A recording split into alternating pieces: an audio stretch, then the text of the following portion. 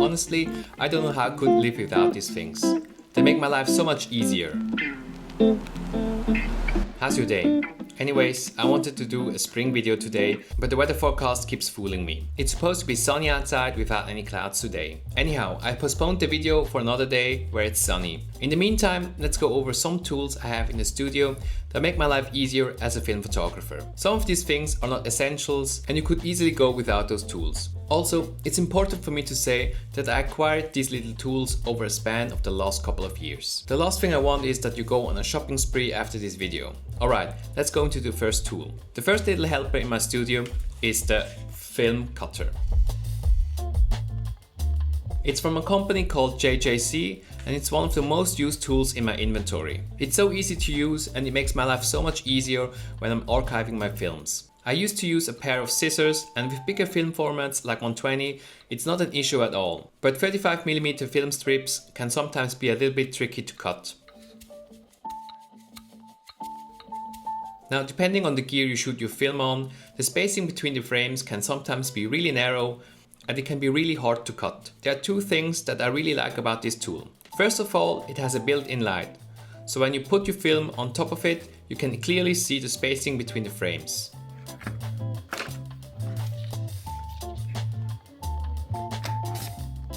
This is especially useful for those kinds of shots where you don't have a very clear frame. Let's say you shoot in low light and on the negative it's really hard to distinguish between what belongs to the frame and what is spacing. And secondly, the tool holds the negative securely down. Once you align the negative on the cutting board, you can close the flap and the negative goes nowhere. And then you simply cut the film and you're done. Is this a must-have when you start your film photography journey?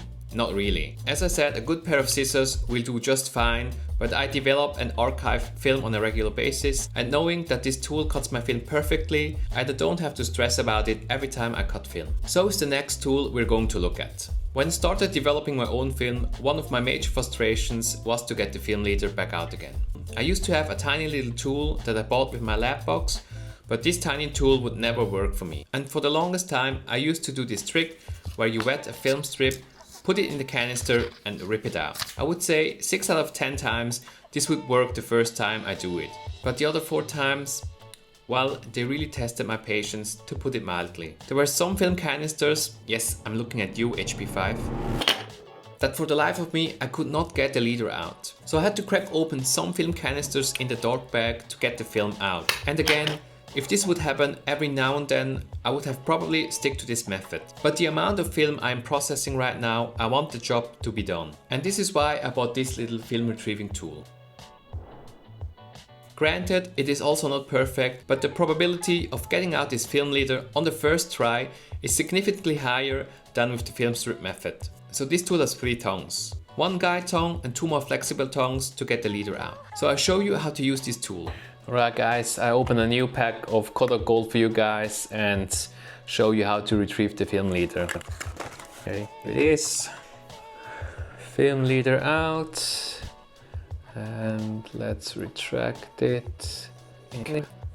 Okay, so it's inside now.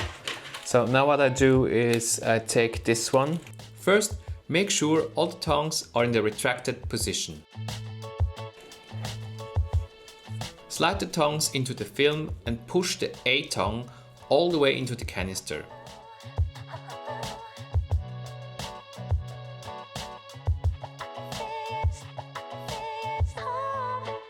Then twist the film knob counterclockwise and listen closely for this tiny click. After I hear the click, I make sure to hold the film knob and then push the B tongue in. Then you can pull out the film retriever and you have successfully pulled out the film leader. That easy. Let's move on to my most painful part of film photography, film scanning. Maybe you've seen my video about Smart Convert, and if not, I'll link it somewhere on the top. But the important thing here is that I found a good way to get my film scanned in a quick and easy manner. But when I first started my film photography journey, I didn't know how deep the rabbit hole of film photography was. There's so many ways and methods you can scan your film, and I tried so many different options. And one of my first purchases was an Epson V500 flatbed scanner. And though it yielded great scanning results, it has one major downside: speed.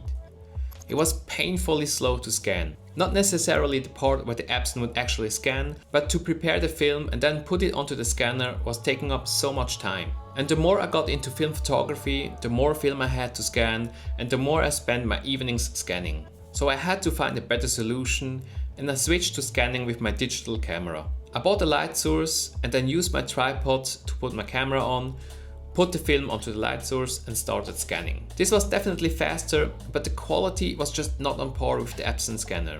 And one big part of it was that I had trouble to flatten the film on the light source. I tried to tape it down or to put a piece of glass over it, but then again, this would slow me down significantly to the point that it was almost as slow as the Epson scanner.